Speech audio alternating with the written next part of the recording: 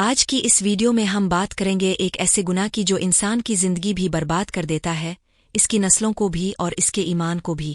لیکن سوال یہ ہے کہ یہی گناہ سب سے پہلے زمین پر کیسے شروع ہوا؟ یعنی زنا کی ابتدا کیسے ہوئی؟ کون تھا وہ شخص جس نے سب سے پہلے یہ گناہ کیا، اور یہ راستہ انسان تک کیسے پہنچا؟ آج کی اس ویڈیو میں ہم آپ کو یہ پورا واقعہ تفصیل کے ساتھ بتائیں گے، لہٰذا اس معلوماتی ویڈیو کو آخر تک ضرور دیکھیے گا۔ تو دوستو، یہ کہانی شروع ہوتی ہے دنیا کے پہلے انسان حضرت آدم علیہ السلام سے۔ جب اللہ تعالیٰ نے حضرت آدم اور حضرت حوا علیہما السلام کو زمین پر بھیجا تو زمین بالکل خالی تھی۔ وَإِنسَانٌ مَوْجُودٌ نہ گھر اور نہ ہی بستیاں۔ نسل انسانی کو آگے بڑھانے کے لیے اللہ تعالیٰ نے ایک خاص نظام مقرر فرمایا تھا۔ حضرت حوا علیہ السلام کے ہر حمل سے ایک لڑکا اور ایک لڑکی پیدا ہوتے تھے، یعنی جڑواں بچے۔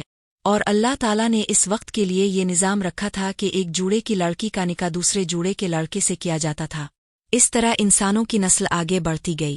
اسی طرح حضرت آدم علیہ السلام کے دو بیٹے تھے، حابیل اور قابیل۔ یہ دونوں جڑواں نہیں تھے بلکہ ہر ایک اپنی اپنی بہن کے ساتھ پیدا ہوا تھا۔ قابیل کے ساتھ جو لڑکی پیدا ہوئی وہ خوبصورتی میں عام تھی، جبکہ حابیل کے ساتھ جو بہن پیدا ہوئی اس کا نام عقلمہ تھا، اور وہ شکل و صورت میں زیادہ جاذب نظر اور نہایت خوبصورت تھی۔ اللہ کے حکم کے مطابق عقلمہ کا نکاح حابیل کے ساتھ ہونا تھا اور حابیل کی بہن کا نکاح قابیل سے۔ یہی اس وقت اللہ کی شریعت تھی، لیکن قابیل کے دل میں ضد، حسد اور نافرمانی پہلے ہی موجود تھی۔ اس نے صاف کہہ دیا کہ وہ حابیل کی بہن سے شادی نہیں کرے گا بلکہ اپنی ہی بہن یعنی عقلمہ سے نکاح کرنا چاہتا ہے، کیونکہ وہ زیادہ خوبصورت تھی۔ یہی سے انسان کے اندر پہلی بار خواہش نفس نے سر اٹھایا، اور یہی وہ لمحہ تھا جب شیطان نے قابیل کے دل میں آگ بھڑکانا شروع کی۔ وہ اسے وسوسہ دینے لگا کہ تم بڑے ہو، تمہیں حق ملنا چاہیے، تم کیوں پیچھے رہو؟ حضرت آدم علیہ السلام نے قابیل کو بار بار سمجھایا، اللہ کا حکم بتایا اور نافرمانی کے انجام سے آگاہ کیا۔ لنقا بالآن ضد الرقاء من را۔ اس نے اپنی بہن کی خوبصورتی ہی کو سب کچھ سمجھ لیا تھا، اور یہی وہ جگہ تھی جہاں گناہ کے راستے کی پہلی اینٹ رکھی گئی۔ معزز دوستو، انسان جب حلال راستہ چھوڑ دیتا ہے تو پھر وہ حرام کی طرف بہت تیزی سے گرتا ہے۔ قابیل کا دل بگڑ چکا تھا۔ اب معاملہ صرف شادی تک محدود نہیں رہا تھا، بلکہ اس نے یہ بھی سوچنا شروع کر دیا تھا کہ اگر حابیل نہ رہے تو سب کچھ اسی کے ہاتھ میں آ سکتا ہے۔ لیکن اللہ تعالیٰ نے دونوں کے درمیان فیصلہ کرنے کے لیے ایک آزمائش رکھی۔ حضرت آدم علیہ السلام نے دونوں کو حکم دیا کہ اللہ کی راہ میں قربانی پیش کرو، اور جس کی قربانی قبول ہو جائے گی عقلمہ کا نکاح اسی سے ہوگا۔ حابیل چونکہ نیک دل اور فرمانبردار تھا، اس نے اپنی بہترین بکری اللہ کی راہ میں قربان کر دی۔ جب قابیل نے یہ دیکھا تو اس کے دل میں حسد کی آگ اور بھی بھڑک اٹھی۔ قابیل نے بھی قربانی پیش کی، لیکن اس نے اپنی بہترین فصل دینے کے بجائے سڑی ہوئی اور خراب اناج کی ایک گٹھلی اٹھائی اور اللہ کے نام پر رکھ دی۔ پھر وہ لمحہ آیا جب فیصلے کا وقت تھا۔ آسمان سے آگ نازل ہوئی اور حابیل کی قربانی کو جلا کر قبول کر لیا گیا، جبکہ قابیل کی قربانی جوں کی توں پڑی رہ گئی۔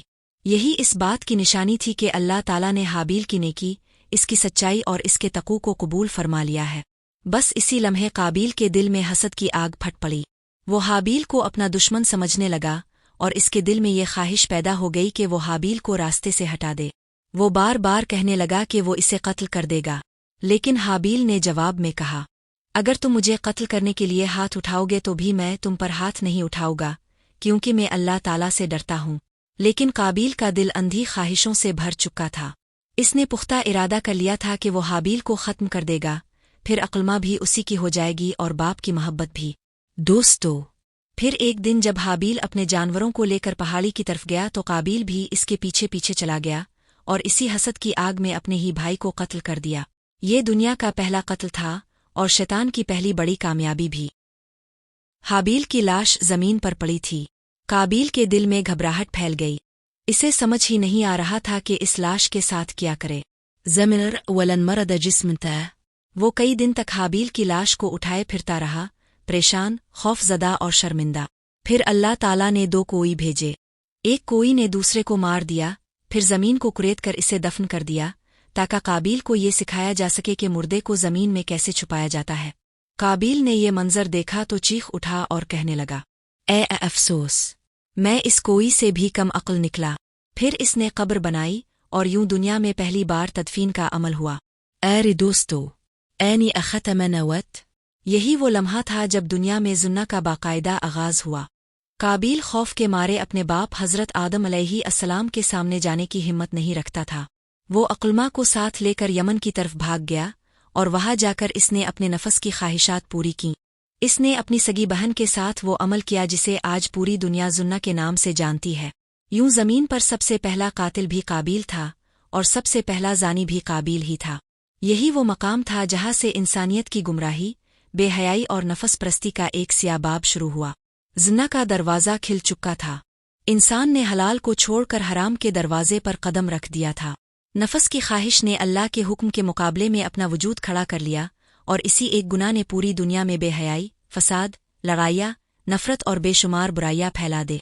नाज़िरीन राम, काबिल ने न सिर्फ जुन्ना का आगाज किया बल्कि आग की पूजा भी शुरू कर दी। इसने बुत बनाकर उनकी इबादत की और यूं दुनिया में पहली बार गलत अकायद की बुनियाद पड़ी। दरहकीकत जब काबिल ने अपने भाई हाबिल को कत्ल किया और अपनी बहन अक्लमा के साथ नाजायज़ ताल्लुक़ कायम किया तो इसका दिल ईमान और तक़ू से बिल्कुल खाली हो चुका था। वो अल्लाह के गज़ब से भागकर शैतान के रास्ते पर चल पड़ा। अपने बाप हज़रत आदम अलैहिस्सलाम की तालीमात को छोड़कर इसने अपने नफस और शैतान की पैरवी इख्तियार कर ली। इसने अपने लिए नए रास्ते ईजाद किए। इसने न सिर्फ अपनी बहन के साथ हराम ताल्लुक़ कायम किया बल्कि अपने लिए माबूद भी बना लिए। वो पहला इंसान था जिसने आग की पूजा शुरू की, हालांकि आग तो अल्लाह ताला की पैदा करदा एक मखलूक है। फिर इसने मिट्टी के बुत बनाकर उन्हें सजदा करना शुरू कर दिया। यूं इसने सिर्फ गुनाह कबीरा का इर्तिकाब ही नहीं किया बल्कि शिर्क जैसे अजीम गुनाह की बुनियाद भी रख दी। इसने अपनी औलाद को भी अल्लाह ताला की इबादत के बजाय आग और बुतों की पूजा सिखाई। आगे चलकर इसी की औलाद ने शिर्क और गुमराही को फैलाना शुरू किया और बुत प्रस्ती के मुख्तलिफ तरीके ईजाद किए। काबिल की यही औलाद बाद में मुख्तलिफ कबीलों की शक्ल में फैल गई और दुनिया में बातिल अकायद और गुमराही के बीज बोती चली गई और यूं वो मुआशरों में फैल गई और उन लोगों ने हज़रत आदम अलैहिस्सलाम के सीधे रास्ते को छोड़कर अपने आबाओ अजदाद के बनाए हुए गलत अकायद को अपना लिया। यूं काबिल ने न सिर्फ जुन्ना जैसे गुनाह की इब्तिदा की बल्कि शिर्क जैसे अजीम गुनाह का दरवाज़ा भी खोल दिया।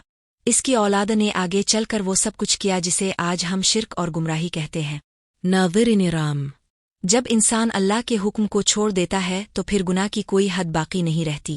एक गलत कदम इंसान को दर्जनों गुनाहों तक ले जाता है। यही वजह है कि कुरान मजीद ने सिर्फ जुन्ना से नहीं रोका बल्कि जुन्ना के करीब जाने वाली हर चीज़ से भी मना फरमाया। अना गलत नज़र, गलत बैत, गलत सू, गलत मुलाकात, सब। क्योंकि शैतान हमेशा वहीं से हमला करता है जहां इंसान खुद को महफूज समझ रहा होता है। इंसान को लगता है कि ये तो कुछ भी नहीं है, लेकिन यही कुछ भी नहीं आगे जाकर बड़े गुनाह का दरवाज़ा बन जाता है। आज का नौजवान भी इसी खतरे से गुजर रहा है। बेहयाई आम हो चुकी है और सोशल मीडिया ने दिलों में आग लगा दी है। लोग समझते हैं कि बस बात ही तो है, आवाज़ ही तो है, पैगाम ही तो है, लेकिन ये सब वही रास्ते हैं जिनके बारे में अल्लाह ताला ने फरमाया था कि उनके करीब भी ना जाओ।